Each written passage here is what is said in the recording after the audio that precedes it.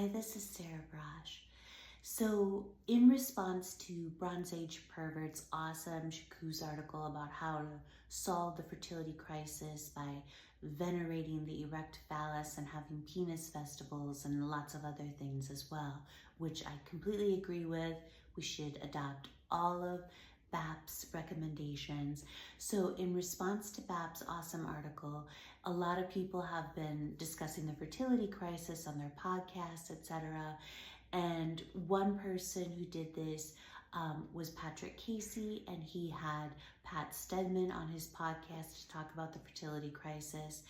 And I really like Pat Stedman a lot. I think he's really honest, and I thought it was a great podcast episode for Patrick Casey to have Pat Stedman on.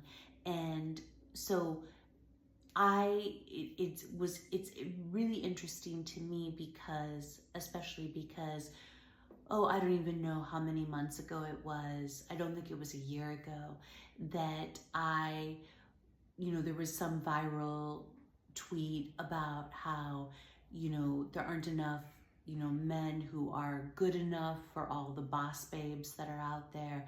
And so then the men were whining about how women are mean and how men will marry any woman who shows them the tiniest bit of kindness. And I just had to try to put a stop to this ridiculous whining.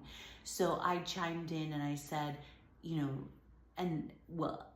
I chimed in, and then Peg quote tweeted me, and then I got dragged to kingdom come by like at least 250,000 men for being a heartless shrew. And so what I said is that most men want a vapid young girl, and they do not want highly intelligent, highly educated, career-focused women, and that is absolutely true.